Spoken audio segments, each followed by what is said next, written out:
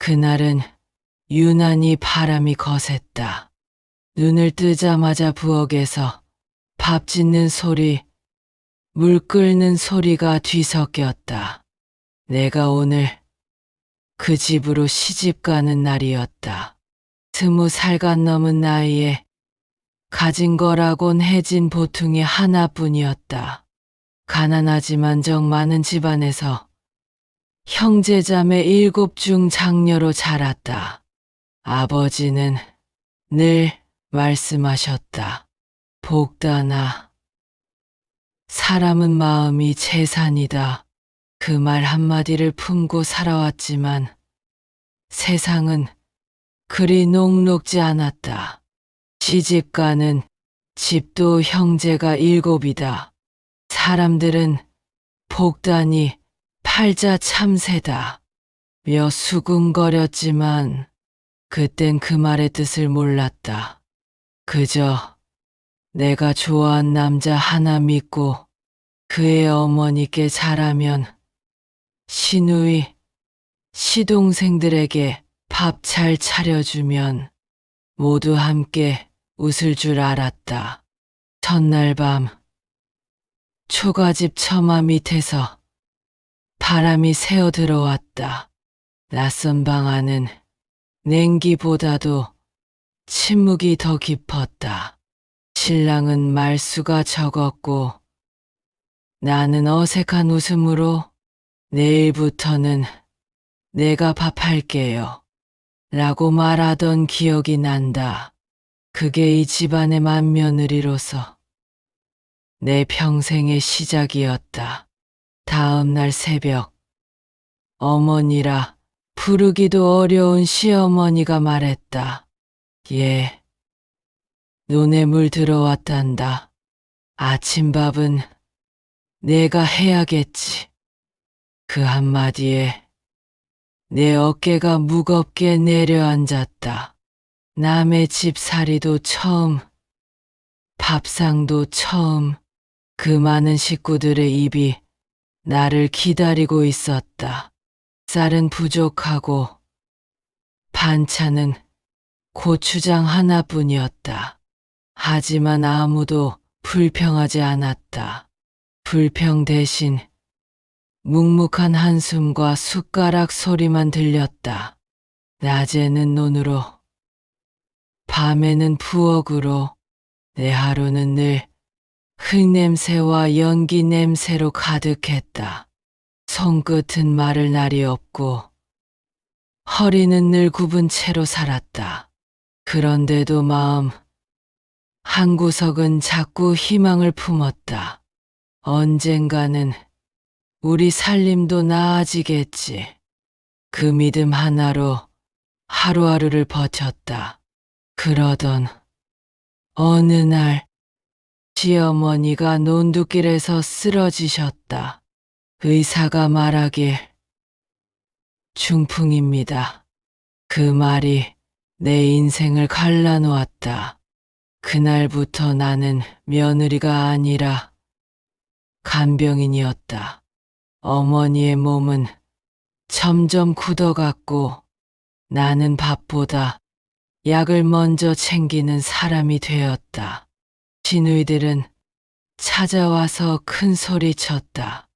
언니는 왜 이렇게 게을러? 엄마 옷이 왜 젖었어? 내가 아무리 설명해도 듣지 않았다. 말보다 손이 먼저였다. 머리채를 잡히고 내 손에 쥔 밥그릇이 바닥에 떨어져도 그저 묵묵히 주워 담았다. 그게 며느리의 도리라고 믿었으니까. 밤마다 어머니의 기침 소리에 잠을 설쳤다. 그 곁에서 나는 속으로 중얼거렸다. 이게 내 팔자라면 그냥 견디자. 새벽녘이면 다시 부엌에 불을 지폈다. 불빛에 비친 내 얼굴은 이미 20살의 복단이 아니었다. 어느덧 계절이 바뀌고 논두렁에는 새싹이 돋았다. 그때 내 배 속에도 작은 생명이 자라고 있었다. 그 사실을 안 날 어머니의 변을 받아내며 손을 씻던 중이었다. 손등이 갈라져 피가 배어 나왔지만 눈물은 멈추지 않았다. 이 아이는 다르게 살게 해달라. 그게 내가 처음으로 하늘에 빌었던 기도였다. 나는 그 아이를 등에 업고 리어카의 시어머니를 태우고 논으로 나갔다. 아이의 울음과 바람 소리, 그리고 어머니의 신음이 한꺼번에 섞여 들리던 그 길을 나는 아직도 잊지 못한다. 하루가 100년 같았고 한숨이 밥보다 많았다. 하지만 신랑은 늘 말없이 내 곁에 있었다. 흙 묻은 손으로 내 손을 잠시 잡으며 복다나, 미안하다. 그 한마디면 또 하루를 살 수 있었다. 그게 사랑이라고 믿었던 시절이었다. 나는 그저 맏며느리로서, 아내로서, 엄마로서 살아내고 있었다. 그게 내 인생의 전부였고 내 이름이었다. 김복단이라는 이름은 어느새 사라지고 사람들은 나를 그냥 큰댁 맏며느리라 불렀다. 그 이름 속에 내 꿈도 내 젊음도 묻혔다. 그리고 나는 그때 알았다. 시집이란 사랑 하나로는 버틸 수 없는 곳이라는 걸. 며느리의 삶은 참으로 길고 한숨은 자식의 젖비린내보다 더 짙다는 걸. 시어머니가 쓰러진 날 하늘은 맑고 평화로웠다. 하지만 그날부터 우리 집안의 평화는 끝이었다. 처음엔 팔 한쪽이 저리다고 하시더니 이내 말이 어눌해지고 다리가 말을 듣지 않았다. 의사는 중풍이라 했다. 그 한마디에 집안 공기는 얼음처럼 식어버렸다.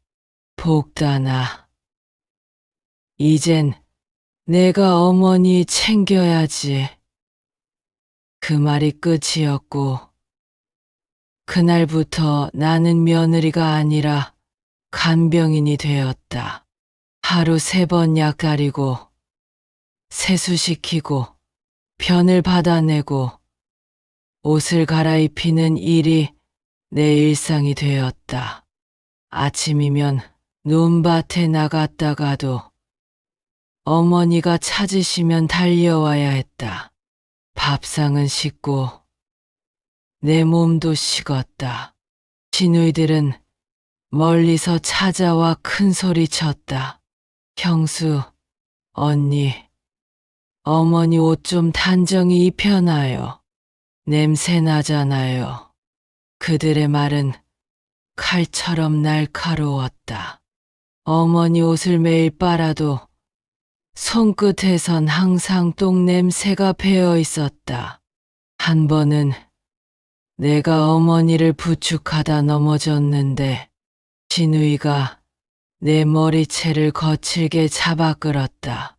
형수가 일부러 그랬지? 어머니 다치게 하려는 거잖아. 그날 밤 어머니의 신음 사이로 내 울음이 섞였다. 나는 다만 죄송합니다라는 말만 반복했다. 그 와중에 내 배는 점점 불러왔다. 세상에 태어날 아이가 있다는 사실이 내 유일한 희망이었다. 뱃속의 아이가 자꾸 발을 찰 때마다 이 아이는 나보다 나은 세상을 살게 해달라. 그렇게 매일 빌었다. 아이를 낳던 날은 장대비가 쏟아졌다. 비가 지붕을 때리며 쏟아졌고 집안에는 기침과 신음, 울음소리가 뒤섞였다. 누군가의 죽음과 누군가의 탄생이 맞닿은 순간이었다. 딸이었다. 작고 예쁜 내 세상의 유일한 빛. 나는 이름을 선이라 지었다. 착할 선사, 기쁠 희시. 세상 끝에도 이 아이만은 착하고 기쁘게 살기를 바랐다. 하지만 현실은 잔인했다. 내 품에 딸을 안은 지 사흘 만에 나는 다시 어머니의 침상으로 돌아갔다. 기저귀를 갈고 죽을 끓이고 약을 다렸다. 딸의 울음이 방 안에서 들리면 젖이 돌았지만 어머니를 먼저 돌봤다.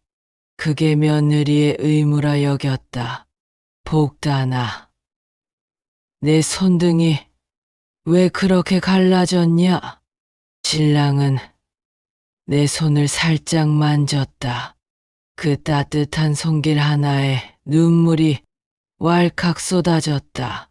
그가 참 성실한 사람이라는 건 알았다. 하지만 가난 앞에서 그 성실함은 무기력했다. 농사로 버는 돈은 늘 쥐꼬리만 했고 그마저도 쪼개서 막내 시동생 학비를 내야 했다. 밤마다 나는 생각했다. 내가 이 집에 왜 왔을까? 하지만 대답 대신 어머니의 숨소리와 아이의 울음소리가 이어졌다. 그 소리들이 나를 다시 붙잡았다. 그래, 복다나. 아직은 무너지면 안 돼. 어느덧 딸이 돌을 맞았다. 아이는 활짝 웃을 줄 알았지만 나는 웃는 법을 잊어버린 지 오래였다.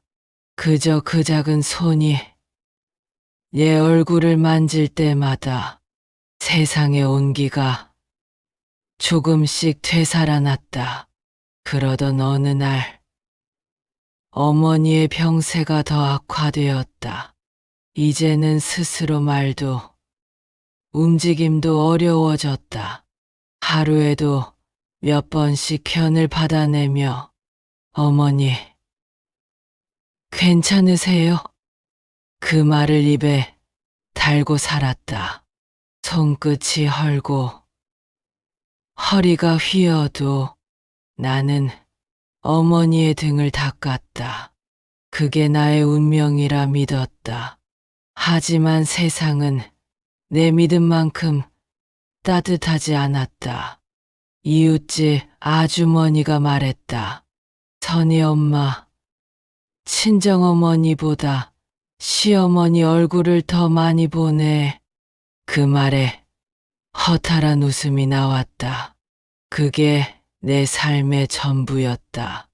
시간은 흐르고 딸은 걷기 시작했고 나는 여전히 리어카를 밀었다.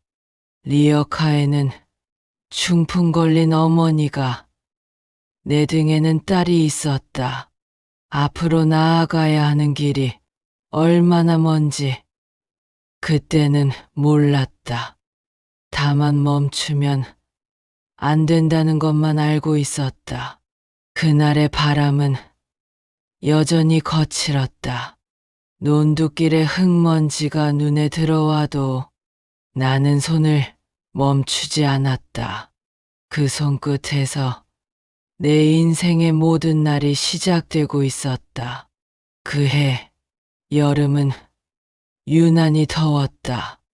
눈바닥이 갈라지고 내 손등의 상처도 마를 틈이 없었다. 아침 해가 뜨기도 전에 부엌 불을 지폈고 달이 중천에 걸릴 때까지 나는 쉴 틈이 없었다. 쌀 씻고 나물 다듬고 빨래하고 밭으로 나가고 숨을 고를 새도 없이 하루가 끝났다.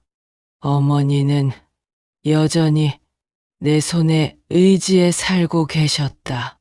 식은 밥을 늦게 입에 넣어드리고 몸을 닦아드릴 때마다 미안하다, 복다나 하셨다.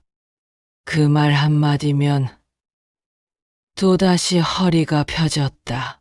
하지만 그 모습을 본 시누이들은 비아냥거렸다. 참, 언니는 착한 척은 기가 막히게 하네. 어머니 앞에서는 천사네. 나는 아무 대꾸도 하지 않았다. 대꾸하는 순간 더 큰 말이 돌아온다는 걸 알았기 때문이다. 시누이들이 돌아간 날이면 늘 부엌 한쪽에서 조용히 울었다. 불빛에 비친 내 그림자가 너무 초라해 보였다. 하지만 울고 나면 또 일어나야 했다. 저녁 밥상은 차려야 했고 빨래는 쌓여 있었으니까. 남편은 늘 같은 말을 했다. 복다나, 조금만 더 참자. 동생들 공부 다 시키고 나면 우리도 편해질 거야. 그 말이 희망처럼 들렸다. 그렇게 또 하루, 또 한 해가 흘렀다. 막내 시동생이 대학을 가던 해, 나는 둘째 아이를 품고 있었다. 이번엔 아들이었다. 딸아이를 낳고도 쉬지 못했던 몸이 다시 아이를 품으니 하루하루가 전쟁 같았다.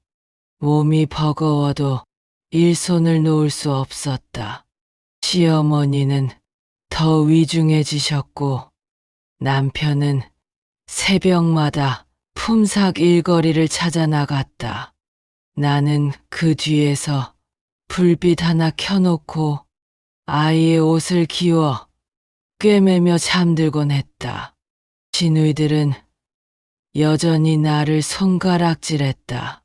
형수는 왜 그렇게 살림을 못해요? 어머니한테 조상 모시듯 떠받들어야지. 그 말에 속이 끓어올랐지만 참았다. 내가 소리치면 그건 불효의 며느리가 되는 거니까. 말이 통하지 않는 세상에서 내 목소리는 늘 죄인처럼 작아졌다. 어머니는 점점 말이 줄어들었고 손끝으로만 내 손을 꼭 잡았다. 그 손이 내게는 유일한 위로였다. 그 손마저 식어버린다면 나는 어떻게 살아야 할까 두려웠다. 어느 날 밤 어머니의 기침이 유난히 길었다. 내가 부엌에서 죽을 식히고 돌아왔을 땐 어머니가 눈을 반쯤 뜬 채로 숨을 고르고 있었다. 어머니, 괜찮으세요? 대답은 없었다. 그때 내 옆에 선 시누이가 날 밀치며 말했다. 언니가 뭐 했어? 약 제때 죽이나 한 거야? 우리 엄마 숨 넘어가네. 그 말에 정신이 아득해졌다. 하지만 눈물을 삼키며 어머니를 꼭 안았다. 그 품 안의 몸이 점점 식어가는 걸 느꼈다. 밤새 어머니를 간호하다 날이 밝았다. 닭 울음소리와 함께 나는 마치 내 안에 무언가가 부서지는 소리를 들었다. 시누이들은 아무 일 없다는 듯 부엌에 앉아 밥을 먹었다. 그 모습을 보며 나는 조용히 말했다. 이제 정말 내 속의 눈물은 다 말라버렸구나. 그날 이후 나는 조금 달라졌다. 더 이상 눈물이 쉽게 나오지 않았다. 시누이들이 무슨 말을 해도 시동생들이 밥상을 차려달라 해도 그저 고개를 끄덕일 뿐이었다. 하지만 내 속에서는 천천히 무언가가 자라나고 있었다. 작은 분노, 작은 자존심, 그리고 아주 미세한 자유의 씨앗. 밤마다 아이들이 잠든 뒤 부엌 문을 닫고 혼자 숟가락을 쥐었다 놓았다 했다. 그때마다 속으로 되뇌었다. 복다나, 내가 이렇게 사는 게 맞니? 아무 대답도 없었다. 그저 내 손등 위로 새벽의 바람이 스쳐 지나갔다.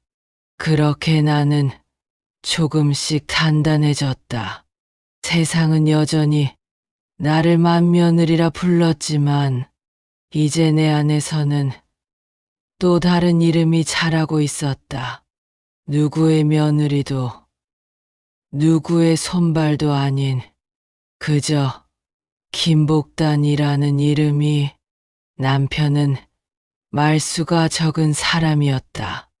늘 묵묵히 일을 나갔고 돌아오면 흙먼지 묻은 옷을 조용히 털어냈다. 수고했어요. 내가 그 한마디를 건네면 그는 미소 대신 고개를 살짝 끄덕였다. 그게 전부였다. 사람들은 그런 그를 무뚝뚝하다고 했지만 나는 알았다. 그 짧은 고개 끄덕임 속에 그가 할 수 있는 모든 위로가 담겨 있다는 걸. 하루하루가 쫓기듯 흘러가던 어느 봄날 남편이 작은 포대를 들고 들어왔다. 이거 봐. 감자 씨앗이야. 그의 눈빛은 모처럼 반짝였다. 우리 둘은 마당 한켠에 고랑을 내고 감자를 심었다. 딸 선이가 그 옆에서 삽을 들고 장난을 치고 나는 웃으며 그 아이 머리를 쓸어 올렸다. 그날의 햇살은 유난히 따뜻했다. 그 짧은 순간이 내 인생에서 가장 평화로웠던 시간이었다는 걸 그땐 몰랐다. 감자가 싹을 틔울 무렵 나는 다시 농사일에 어머니 간호에 살림에 매달렸다. 하지만 이상하게도 마음은 조금 가벼워졌다. 남편이 새벽마다 나를 깨워 같이 새참 챙기자, 선이도 데리고 나가자 하던 날들이 힘들면서도 행복했다. 그는 부자가 될 수 없었지만 늘 가족을 먼저 생각하는 사람이었다. 그런 남편에게도 세상은 야박했다. 일거리가 줄고 돈은 모이지 않았다. 밤이면 그는 땀에 젖은 셔츠를 벗으며 말했다. 선이 엄마, 내가 더 열심히 해볼게. 나는 그런 그를 보며 말했다. 당신 탓 아니에요. 우리 그냥 이렇게 살아도 돼요. 그 말은 위로 같았지만 사실은 체념이었다. 우리의 삶엔 여유란 게 없었다. 그래도 남편이 옆에 있다는 사실 하나로 나는 매일을 버텼다. 어머니가 세상을 떠난 건 그해 가을이었다. 10번 넘는 제사 중 첫 번째 제사가 그날이었다. 마당엔 상복 입은 시누이들이 모여들었고 나는 떨리는 손으로 밥을 올렸다. 눈물이 쏟아질 것 같았지만 그 앞에서 울 수는 없었다. 그때 시동생들이 말을 했다. 형수가 불효해서 어머니가 고생하다 갔지. 그 말 한마디가 내 가슴을 쳤다. 제사를 마친 뒤 시누이는 내게 소리쳤다. 언니가 밥에 약을 탔대. 엄마 죽이려고 그런 거 아니냐고. 나는 그 말을 듣고도 아무 말도 하지 않았다. 그날 밤 남편이 내 손을 꼭 잡았다. 그만 울어. 다 헛소리야. 그의 목소리는 떨렸지만 따뜻했다. 그 한마디가 내 모든 상처를 덮었다. 그날 나는 오랜만에 잠이 들었다. 남편의 손이 내 손을 덮고 있었고 그 온기 하나면 세상 그 어떤 고통도 견딜 수 있을 것 같았다. 하지만 평온은 오래 머물지 않았다. 남편의 가슴이 자주 답답하다고 했다. 요즘 들어 숨이 차네. 그는 웃으며 말했지만 나는 불안했다. 그의 손등은 차가웠고 얼굴빛이 창백했다. 병원에 갈 형편이 안 돼. 그저 민간요법에 의지했다. 그날 아침밥 잘 먹고 나간 남편의 사망 소식이 전해졌다. 세상은 한순간에 무너졌다. 그토록 성실했던 사람, 그토록 조용히 버텨준 사람이 나보다 먼저 갔다. 장례를 치르며 나는 아무 말도 할 수 없었다. 시누이들은 여전히 손가락질했다. 언니가 팔자가 새니 남편까지 잡아먹네. 그 말이 귀에 꽂혔지만 이제는 반박할 기운조차 없었다. 장례가 끝나고 나는 부엌에 앉아 타다 남은 초를 바라봤다. 흐릿한 불빛 속에서 남편의 목소리가 들리는 듯했다. 선희 엄마, 지켜주지 못해서 미안해. 그 말이 들리는 순간 눈물이 터졌다. 이제는 울어도 되는구나. 이제는 아무도 보지 않겠구나. 그렇게 나는 처음으로 마음 놓고 울었다. 그날 이후 내 방엔 늘 남편의 그림자가 머물렀다. 새벽마다 일어나며 그가 앉던 자리에 바람이 스쳤다. 그 바람은 마치 내 어깨를 다독이는 것 같았다. 선희 엄마, 잘 버텨야지. 그래, 나한테 남은 건 버티는 일뿐이었다. 어머니가 세상을 떠난 지 어느덧 해가 여러 번 바뀌었다. 그 사이 나는 수많은 제사를 지냈다. 어머니의 기일, 아버님의 제사, 조상들의 기일까지 1년이면 10번도 넘는 제사상이 내 손끝에서 차려졌다. 남편이 떠난 뒤에도 나는 멈출 수 없었다. 이 집의 맏며느리니까, 그 이름 하나가 나를 붙잡고 있었으니까. 새벽부터 장바구니를 들고 시장으로 나가 고깃값을 흥정하고 생선을 손질했다. 없는 살림에 차릴 수 있는 한 최선을 다했다. 조금이라도 정성이 부족하면 시누이들이 또 뭐라 할까 두려웠다. 전 부칠 때마다 손등이 튀김기름에 댄 자국으로 얼룩졌고 김치 냄새와 연기 냄새가 온 집안을 채웠다.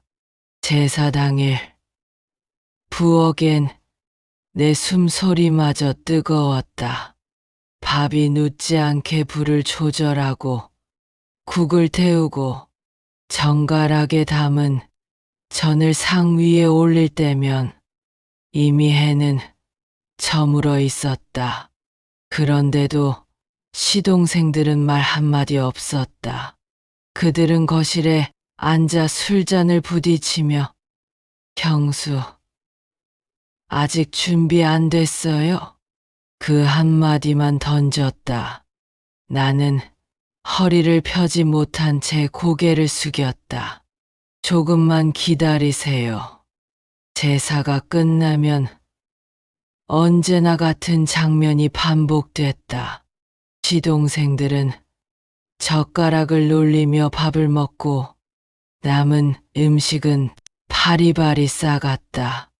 형수, 이건 우리 애들 주려고 가져갈게요.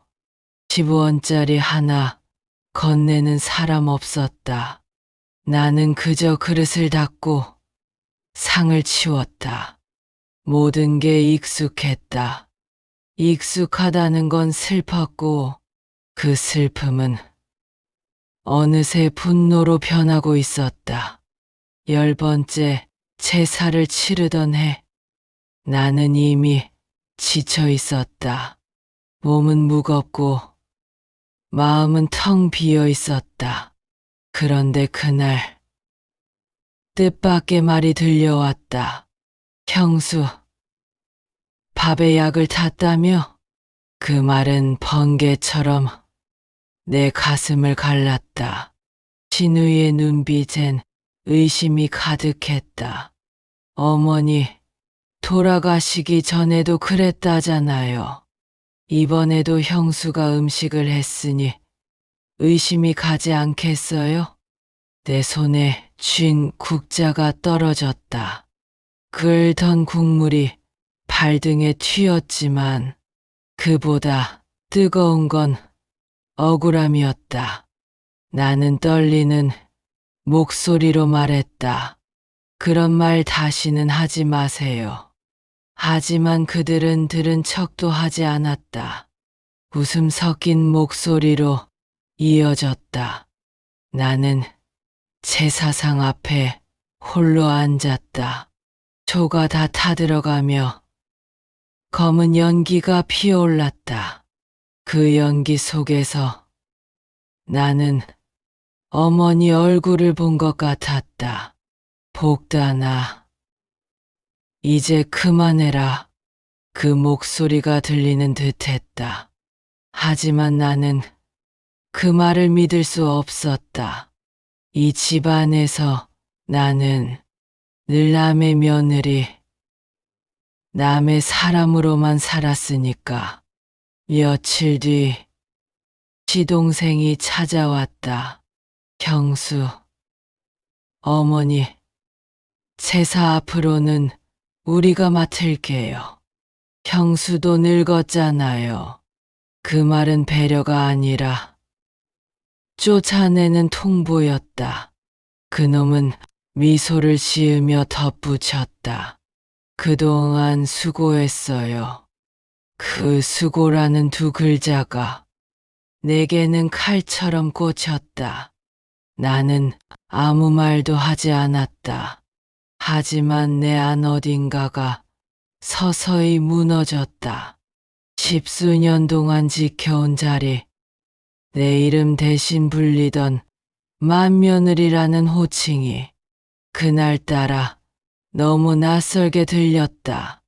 밤이 깊어지자 부엌에 홀로 앉았다. 불 꺼진 주방, 식어버린 밥, 그리고 내 손등의 상처들, 그 모든 게 내 세월이었다. 이제는 누구를 위해 살아야 할지도 몰랐다. 남편도, 어머니도, 시동생들도 모두 내게서 등을 돌렸다. 그때 문틈 사이로 바람이 스며들었다.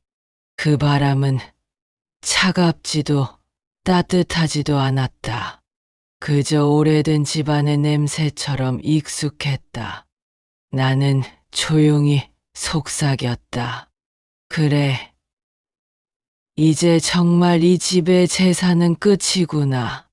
그 순간 내 안에서 무언가가 완전히 끊어졌다.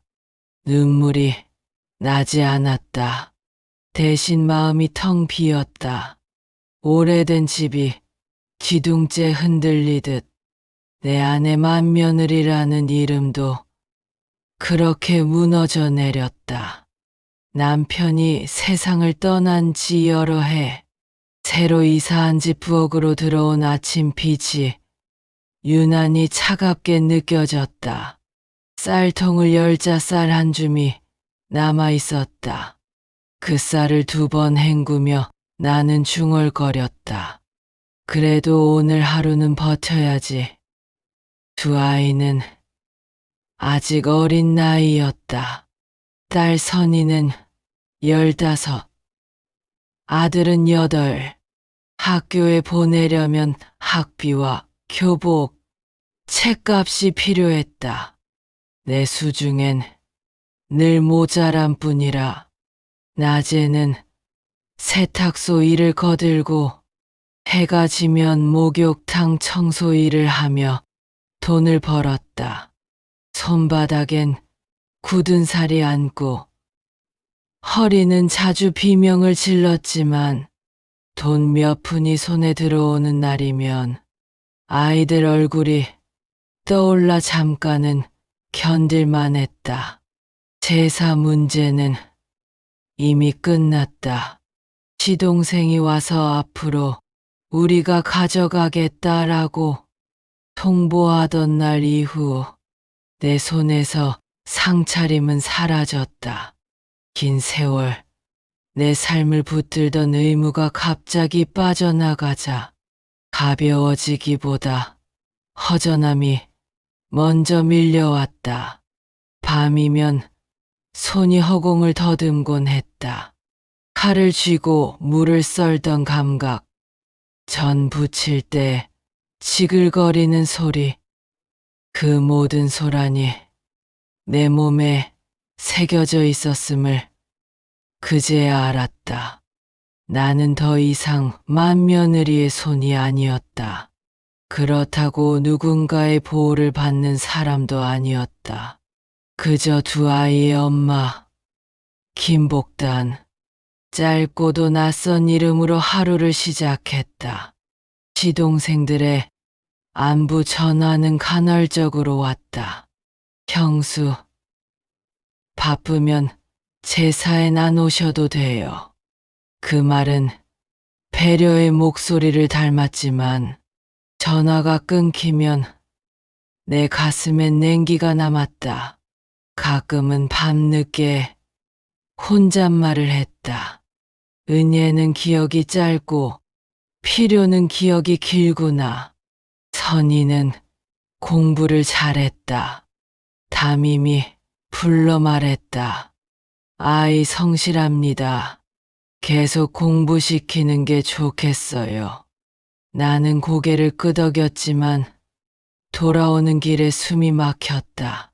등록금이 없었다. 집에 돌아와 보리차를 끓이며 나는 오래된 수첩을 펼쳤다. 남편의 삐뚤한 글씨, 아이들 학교 보내자. 그 문장을 손끝으로 어루만졌다. 당신, 미안해.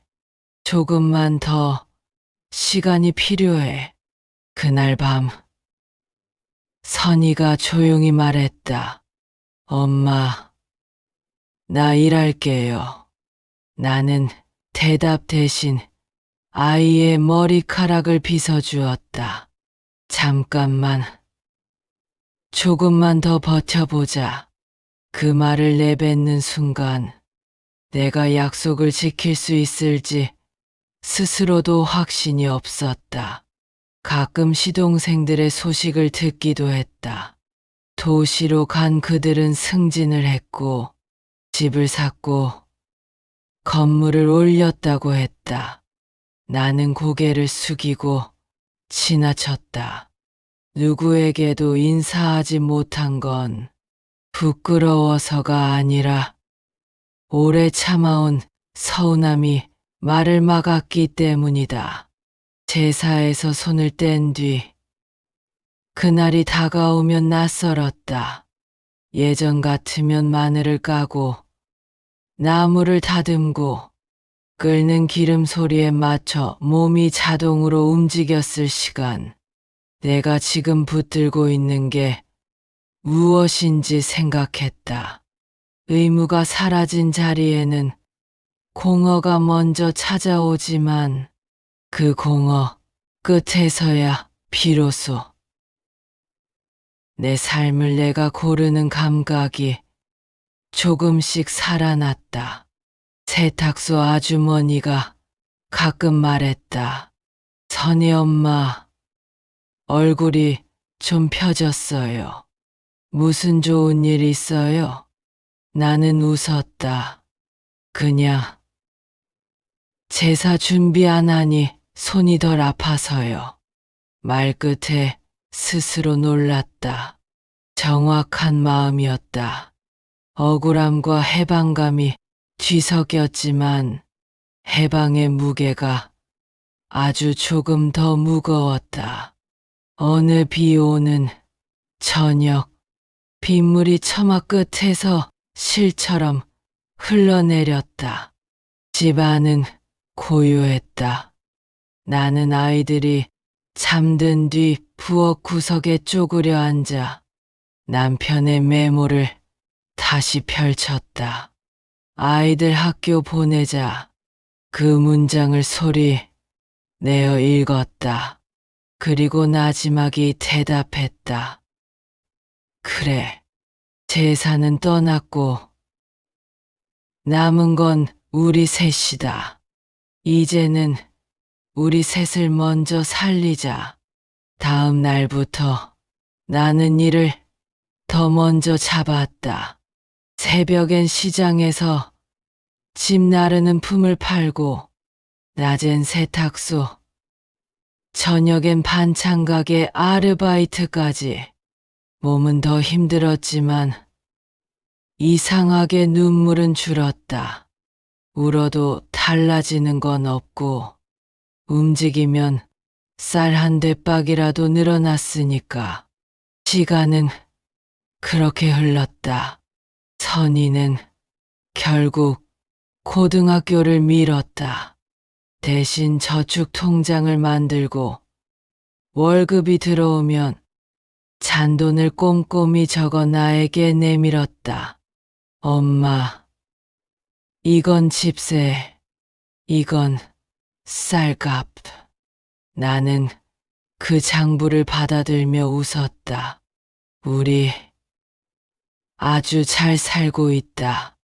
거짓말 같았지만 그 말이 우리를 움직이게 했다. 밤늦게 불을 끄기 전 나는 내 이름을 천천히 불러보았다. 김복단, 맏며느리도 누군가의 손발도 아닌 한 사람의 이름.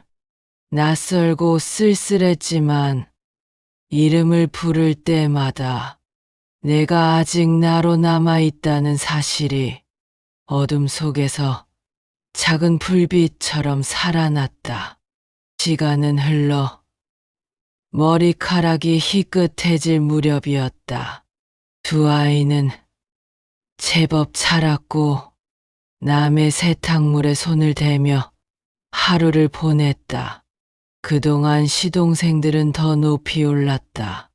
한 명은 회사의 대표가 되었고 또 한 명은 건물을 몇 채나 소유하게 되었다. 건너 소식이 들릴 때마다 그래, 그래도 잘 돼서 다행이다. 처음엔 그렇게 생각했다. 내가 그들의 학비를 대고 옷을 사주던 시절을 떠올리며 이제 그 은혜를 조금이라도 기억하겠지. 그렇게 믿고 싶었다. 하지만 세상은 내 믿음을 또 배신했다. 그들은 단 한 번도 내게 감사의 말을 하지 않았다. 가끔 전화를 걸어와서는 경수, 어머니, 재산은 저희가 알아서 합니다. 경수는 이제 편히 쉬세요. 편히 쉬라는 말 속에는 이제 그만 꺼져달라는 냉기가 숨어 있었다. 그러던 어느 날 딸 선이가 퇴근 후 고개를 숙인 채 돌아왔다. 엄마, 그 목소리가 이상했다. 나는 젖은 손을 닦으며 물었다. 왜 그래? 선이야. 그 아이의 눈동자가 흔들렸다. 삼촌이 술김에 나한테 이상한 짓을 했어요. 그 말이 끝나자 내 온몸에 피가 얼어붙었다. 손에서 떨어진 수건이 바닥에 닿는 소리가 천둥처럼 크게 울렸다. 뭐라고 했어? 아이의 입술이 떨렸다. 괜찮다고. 그냥 취해서 그런 거라고 했어요. 엄마한테 얘기하면 슬퍼할까 봐서 꽁꽁 숨겨왔어요. 그 순간 내 안에서 그동안 눌러왔던 분노가 폭발했다. 나는 부엌문을 거칠게 열고 나가 밤하늘을 향해 소리쳤다. 하늘이 있으면 보고 있거든 좀 벌을 줘라. 내가 이 집에서 무슨 죄를 지었길래 이런 일까지 당해야 하냐고. 이웃집 개가 놀라 짖었다. 마을 사람 몇이 창문을 열었지만 아무도 다가오지 않았다. 나는 울지도 쓰러지지도 않았다. 다만 입술이 하얗게 바짝 말랐다. 그날 밤 선이는 내 품에서 잠들었다. 나는 아이의 머리를 쓰다듬으며 속삭였다. 괜찮아. 이제 그 누구도 우리 건드리지 못하게 할게. 내 손끝이 떨렸지만 그 떨림 속엔 결심이 있었다. 그 다음 날 나는 새벽 일찍 장독대 앞에 앉았다. 차가운 공기가 뺨을 스쳤다. 내 앞엔 한 줌의 재처럼 남은 지난 세월이 있었다. 젊은 날의 눈물, 시어머니의 병수발, 남편의 죽음, 끝없는 제사, 그리고 지금의 상처. 모든 게 한 덩어리로 엉켜 있었다. 나는 그것들을 하나하나 손바닥으로 쓸어내렸다. 그날 이후 나는 다시는 그 집 문을 두드리지 않았다. 전화를 걸어오는 시동생들에게 말했다. 이제부터 형수라는 이름 쓰지 마. 난 그냥 김복단이야. 그들은 처음엔 웃었고 이내 불쾌한 말투로 바꿨다. 형수가 왜 그래요? 피는 못 속인다니까요. 나는 담담히 대답했다. 맞아. 피는 못 속여. 그래서 나는 이제 너희 피로 묶인 사람들과 섞이지 않으려고. 전화를 끊은 뒤 나는 한참 동안 숨을 고르며 앉아 있었다. 창밖으로 부는 바람이 낯설지 않았다. 그 바람은 차가웠지만 오히려 내 안의 뜨거움을 식혀주었다. 그날 밤 나는 한 가지를 결심했다. 마지막 제사를 내 손으로, 내 뜻으로 치르기로. 그건 복수도 화해도 아니었다. 그저 나의 마무리였다. 그해 봄, 벚꽃이 지기도 전에 나는 제사 준비를 시작했다. 이번이 마지막이었다. 아무도 부탁하지 않았고 누구에게 알리지도 않았다. 이건 그들을 위한 제사가 아니라 내 지난 세월을 위한 마무리였다. 새벽부터 장을 보러 나갔다. 시장 사람들은 내가 제사를 준비하는지 몰랐다. 그냥 평소처럼 선희 엄마 또 부지런하네 하고 웃어주었다. 그 말이 이상하게 따뜻했다. 한때는 그 부지런하다는 말이 칭찬인 줄 알았는데 이제는 그 말 속에 외로움까지 들릴 만큼 나도 나이를 먹었다. 나는 묵은 냄비를 꺼내 물을 끓였다. 고기 몇 점, 나물 한 줌, 그리고 작은 밥 공기 하나. 이게 내 마지막 제사상이었다. 전을 부칠 때 기름이 튀어 손등이 데었지만 아프지 않았다. 그 뜨거움이 오히려 생의 마지막 실감처럼 느껴졌다. 이제는 이 집안의 제사를 내 손으로 끝낸다. 나는 속으로 중얼거렸다. 상 위에 밥과 국을 올리고 작은 향 하나를 피웠다. 연기가 천천히 올라가며 허공으로 퍼졌다. 그 연기 속엔 내 젊음과 눈물 그리고 수많은 새벽이 함께 스며들었다. 나는 상 앞에 앉아 천천히 절을 했다. 그동안 잘 참았습니다.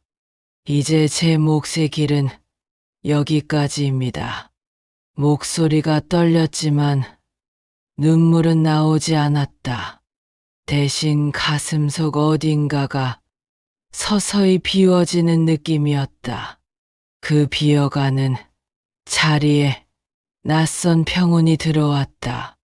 절을 마치고 일어섰을 때 부엌 창문 밖으로 봄바람이 스며들었다.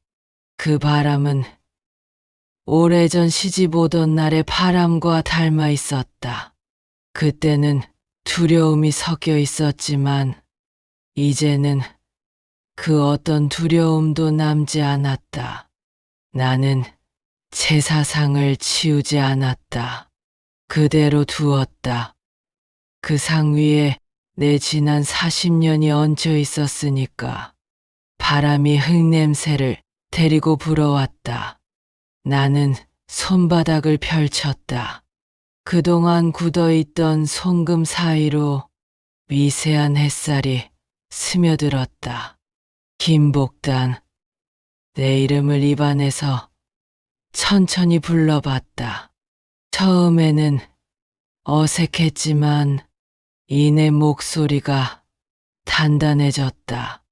나는 이제 누구의 며느리도 누구의 형수도 아닌 그저 나로 남기로 했다. 해가 기울 무렵 상 위의 향이 다 타들어갔다. 그 연기가 천천히 사라지는 걸 보며 나는 속삭였다. 이제 됐어. 정말로 됐어. 마당 한가운데 서서 나는 하늘을 올려다봤다. 구름 사이로 희미한 햇살이 흘러내렸다. 그 빛이 내 얼굴에 닿았다. 그리고 그 순간 나는 비로소 내 인생의 마지막 제사에서 나 자신을 위로하는 절을 올렸다. 사람들은 그녀를 맏며느리라 불렀습니다. 누군가는 효녀라 했고 누군가는 불쌍한 여자라 불렀습니다. 하지만 정작 그녀는 단 한 번도 자신의 이름으로 불리지 못했습니다. 40년의 세월 동안 그녀는 밥을 짓고 제사를 차리고 시어머니의 손을 닦으며 자신을 잃어버렸습니다. 그리고 이제야 마지막 제사 앞에서 비로소 말합니다. 이제는 누구의 며느리도 아닌 나로 살겠습니다. 향은 꺼졌지만 그녀의 이름은 오늘에 이르러 다시 피어났습니다.